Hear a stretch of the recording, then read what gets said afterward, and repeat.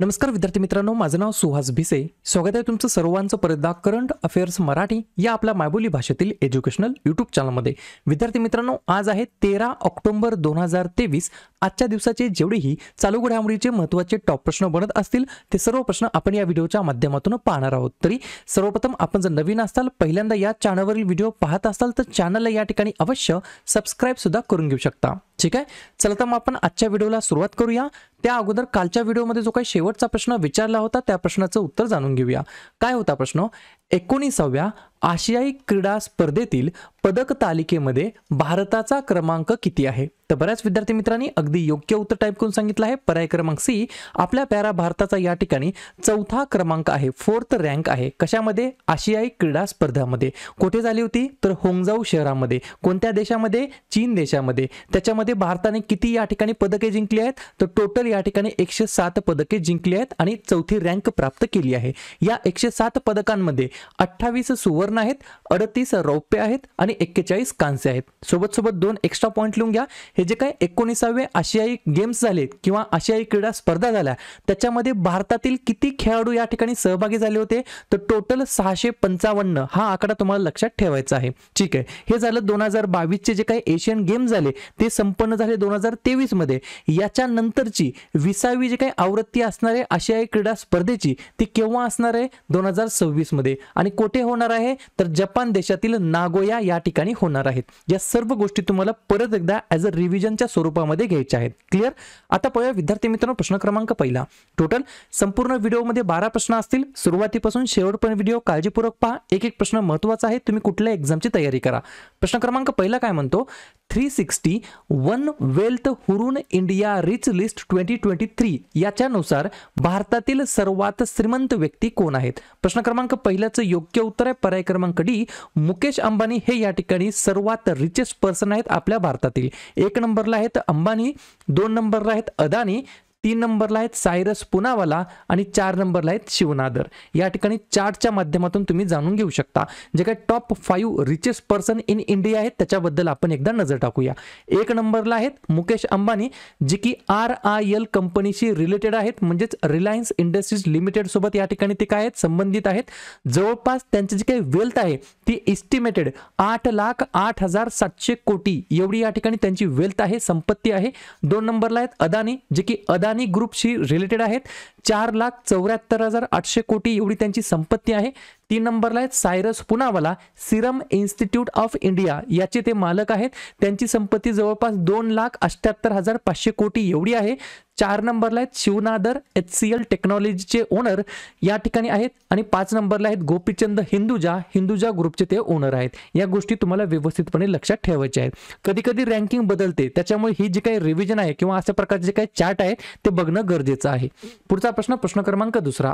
नवी दिल्ली या ठिकाणी झालेल्या 52व्या GST परिषदेच्या बैठकीचे जे काही अध्यक्षपद होतं ते कोणी भूषवलेलं आहे? तर साधी गोष्ट आहे, GSTचे जे काही परिषदेचे जे काही बैठकी होत असतात त्याचं चेअरमॅनशिप कोणाकडे असते? तर युनियन फायनान्स मिनिस्टरकडे असते. म्हणजेच कोण आहेत सध्याचे युनियन फायनान्स मिनिस्टर?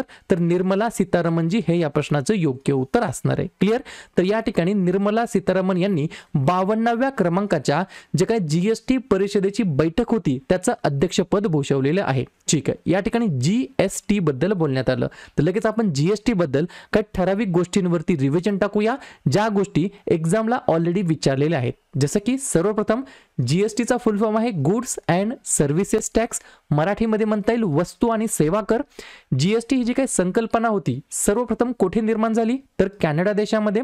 भारतामध्ये GSTची अंमलबजावणी केव्हा करण्यात आली? तर 1 जुलै 2017ला.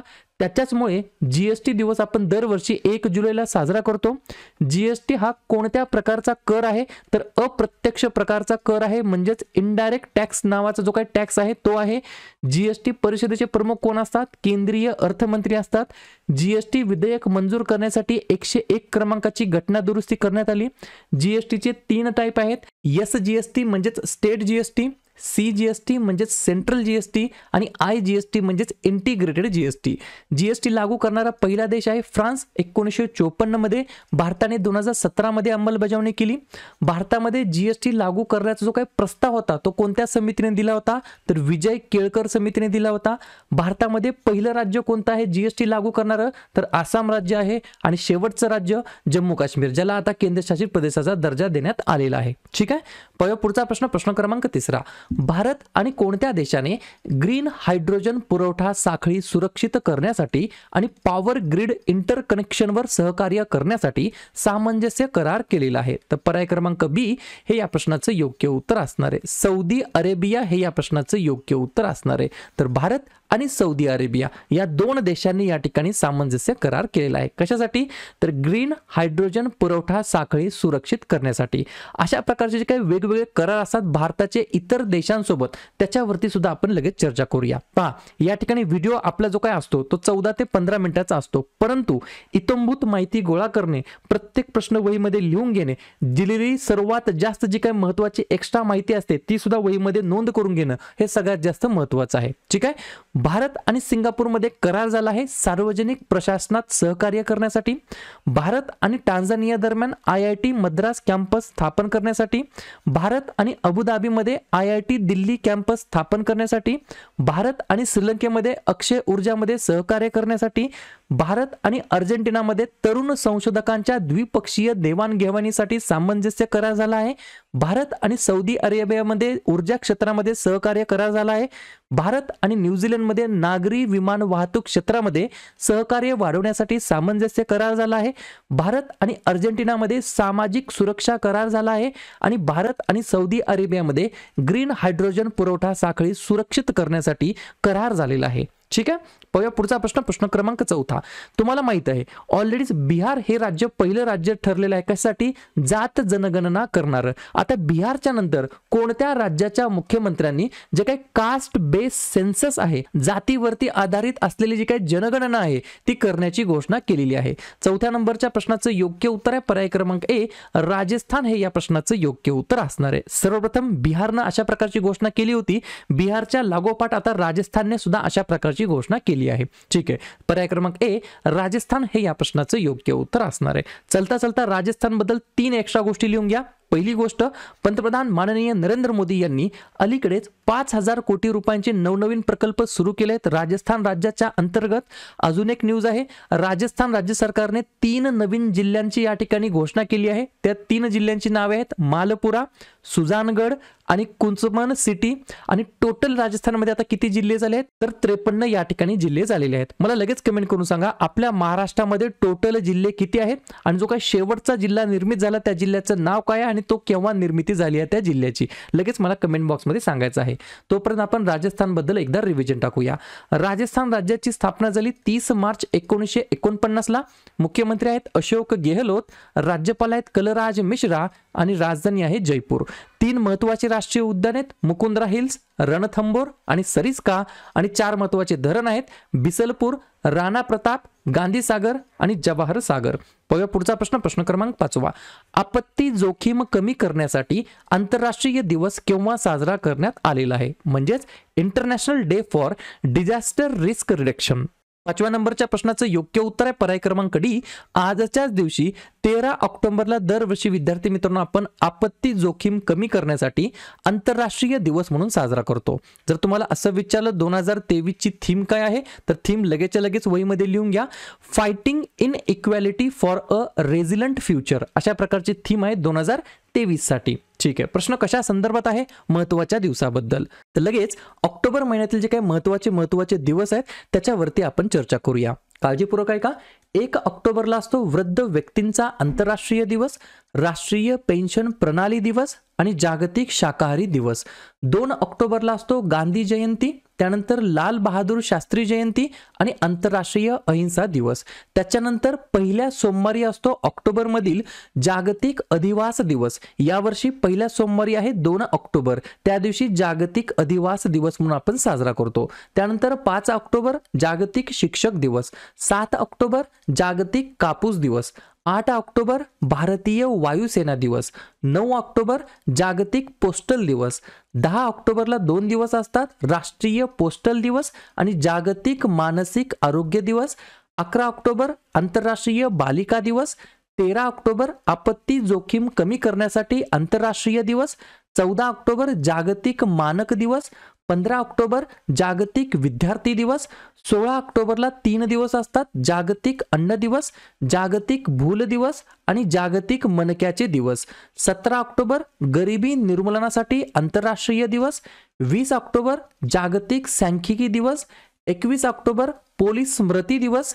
24 ऑक्टोबरला 2 दिवस असतात, जागतिक पोलिओ दिवस आणि संयुक्त राष्ट्र दिवस. आणि 31 ऑक्टोबरला असतो राष्ट्रीय एकता दिवस. क्लिअर? पाहूया पुढचा प्रश्न, प्रश्न क्रमांक 6. भारत सरकारने कोणत्या वर्गातील विद्यार्थ्यांसाठी श्रेष्ठ नावाची निवासी शिक्षण योजना सुरू केलेली आहे? 6व्या नंबरच्या प्रश्नाचं योग्य उत्तर आहे पर्याय क्रमांक सी, अनुसूचित जाती यांच्यासाठी विद्यार्थी मित्रांनो श्रेष्ठ नावाची योजना सुरू केलेली आहे. ही एक निवासी शिक्षण योजना आहे जिचं नाव आहे श्रेष्ठ. या योजनेचा मागचा उद्देश काय आहे तर अनुसूचित जातीच्या विद्यार्थ्यांच्या सामाजिक आर्थिक उन्नतीसाठी आणि सर्वसमावेशक विकासासाठी या ठिकाणी ही योजना सुरू करण्यात आली आहे. एक्झाम मध्ये तुम्हाला कदाचित या श्रेष्ठ या शब्दाचा फुल फॉर्म विचारला जाऊ शकेल. लिहून घ्या मग. Scheme for residential education for students in high school in targeted areas अशा प्रकारचा फुल फॉर्म आहे श्रेष्ठ या स्कीमचा. ठीक आहे. पुढचा प्रश्न, प्रश्न क्रमांक 7. अलीकडे चर्चेत आलेली ऑपरेशन पवन कशाशी संबंधित आहे? तर पर्याय क्रमांक बी, श्रीलंका या देशाशी संबंधित आहे. ऑपरेशन पवन ही एक लष्करी कारवाई आहे. ही गोष्ट मला बिलकुल विसरायची नाहीये. कोणत्या देशाच्या रिलेटेड आहे तर श्रीलंका. तर लगेच आपण श्रीलंका बद्दल सुद्धा रिव्हिजन टाकूया. श्रीलंकेचे जे काही राष्ट्रपती आहेत त्यांचं नाव आहे रानिल विक्रमसिंघे. पंतप्रधान आहेत दिनेश गुणवर्धने. राजधानी आहे श्री जयवर्धनेपुरे कोट्टा आणि कोलंबो आणि चलन वापरलं जातं श्रीलंकन रुपया. पुढचा प्रश्न, प्रश्न क्रमांक 8. दक्षिण आशियातील पहिले एअरक्राफ्ट रिकव्हरी ट्रेनिंग स्कूल कोठे सुरू करण्यात आलेलं आहे? म्हणजेच South Asia's first of its kind aircraft recovery training school. 8व्या नंबरच्या प्रश्नाचं योग्य उत्तर आहे पर्याय क्रमांक ए, कर्नाटक राज्याच्या अंतर्गत सुरू झालं आहे. कर्नाटकमध्ये पर्टिक्युलरली कोणत्या शहरामध्ये असं विचारलं तर बेंगलोर या शहरामध्ये. ठीक आहे. तर दक्षिण आशियातील काय आहे हे पहिलं एअरक्राफ्ट रिकव्हरी ट्रेनिंग स्कूल आहे. ठीक आहे. लगेच आपण कर्नाटक बद्दल सुद्धा रिव्हिजन टाकूया. या राज्याची स्थापना झाली 1 नोव्हेंबर 1956ला.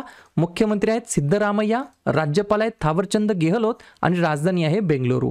4 महत्त्वाचे राष्ट्रीय उद्यान आहेत बांदीपूर, कुद्रेमुख, अंशी आणि बॅनरघट्टा आणि 5 महत्त्वाचे धरण आहेत तुंगभद्रा, कद्रा, अलमाटी, कृष्णाराजा आणि नारायणपूर. पाहूया पुढचा प्रश्न, प्रश्न क्रमांक 9. जागतिक नेत्र दिवस किंवा जागतिक दृष्टी दिवस केव्हा साजरा करण्यात येत असतो? 9व्या प्रश्नाचं योग्य उत्तर आहे पर्याय क्रमांक डी, ऑक्टोबर महिन्यातील जो काही दुसरा गुरुवार असतो, ऑक्टोबर महिन्यातील दुसऱ्या गुरुवारी आपण दरवर्षी जागतिक नेत्र दिवस म्हणजेच वर्ल्ड साईट डे म्हणून आपण साजरा करतो. ठीक आहे. 2023 ची थीम काय आहे तर लगेच लिहून घ्या. Love your eyes at work अशा प्रकारची थीम आहे 2023 साठी. पाहूया पुढचा प्रश्न, प्रश्न क्रमांक 10. 16व्या क्रमांकाची कृषी विज्ञान काँग्रेस परिषद कोणत्या राज्यामध्ये आयोजित करण्यात आलेली होती? तर पर्याय क्रमांक सी, केरळ हे या प्रश्नाचं योग्य उत्तर असणार आहे. ज्याचं उद्घाटन केंद्रीय मत्स्य व्यवसाय, पशुवर्धन आणि दुग्ध व्यवसाय मंत्री पुरुषोत्तम रुपाला यांनी केलं होतं आणि हे राष्ट्रीय कृषी विज्ञान अकादमीद्वारे दरवर्षी आयोजित केले जात आहे. ठीक आहे. पर्याय क्रमांक सी, केरळ हे या प्रश्नाचं योग्य उत्तर असणार आहे. लगेच आपण केरळ बद्दल सुद्धा चर्चा करूया. या राज्याची स्थापना झाली 1 नोव्हेंबर 1956ला. मुख्यमंत्री आहेत पिनराई विजयन, राज्यपाल आहेत आरिफ मोहम्मद खान आणि राजधानी आहे तिरुवनंतपुरम. या ठिकाणी 6 महत्त्वाचे राष्ट्रीय उद्यान आहेत इरविकुलम, मठिकेतन, अनमुडी, पामबदुम, पेरियार आणि सायलेंट व्हॅली आणि 4 महत्त्वाचे धरण आहेत इडुक्की, मालमपुजा, पेची आणि कुंडाळा. पुढचा प्रश्न, प्रश्न क्रमांक 11. अखिल भारतीय पोलीस विज्ञान काँग्रेसची 49व्या क्रमांकाची आवृत्ती कोणत्या ठिकाणी पार पडलेली आहे? तर पर्याय क्रमांक बी, देहराडून या ठिकाणी झाली आहे. 49व्या क्रमांकाचे जे काही संस्करण आहे भारतीय अखिल भारतीय पोलीस विज्ञान काँग्रेसचं. ठीक आहे. अशा प्रकारे शेवटचा प्रश्न, प्रश्न क्रमांक 12. नोकियाने भारत 6G विजन मध्ये योगदान देण्यासाठी कोणत्या शहरामध्ये आपल्या प्रकारची पहिली 6G लॅब सुरू केली आहे? Nokia's first of its its kind 6G lab in India? बरोबर. तर पर्याय क्रमांक ए, कर्नाटकची राजधानी बेंगलोर हे या प्रश्नाचं योग्य उत्तर असणार आहे. तर बेंगलोर या शहरामध्ये पहिली 6G लॅब सुरू केली आहे कोणी? नोकियाने. कशासाठी? भारत 6G विजन मध्ये योगदान देण्यासाठी. क्लिअर. तर अशा प्रकारे विद्यार्थी मित्रांनो हे होते आजचे 12 प्रश्न. उपक्रम कंटेंट हा जो काही प्रयत्न आम्ही सुरू केला आहे मराठी भाषेमध्ये मराठी विद्यार्थींसाठी कसा वाटतो नक्कीच कमेंट करत चला. आणि या ठिकाणी तुमच्यासाठीचा आजचा खास प्रश्न, तमिळनाडू आणि कोणत्या देशादरम्यान आंतरराष्ट्रीय क्रूज सेवा सुरू होणार आहे? भूतान, नेपाळ, श्रीलंका की बांगलादेश? तर ज्या पण विद्यार्थ्यांनी या प्रश्नाचं योग्य उत्तर येत असेल त्या प्रश्नाचं उत्तर तुम्ही कमेंट बॉक्समध्ये बिंदासपणे टाईप करून सांगा. या प्रश्नाचं उत्तर चुकू द्या, बरोबर येऊ द्या, काहीच हरकत नाही, परंतु ट्राय करणं, प्रयत्न करणं हे सर्वात जास्त महत्त्वाचं आहे. आणि दुसऱ्या दिवशी येऊन आपण दिलेल्या प्रश्नाचं उत्तर हे बरोबर आलं की चुकलं हे दुसऱ्या दिवशी येऊन चेक करणं, तपासणं हे देखील तितकंच जास्ती महत्त्वाचं सुद्धा आहे.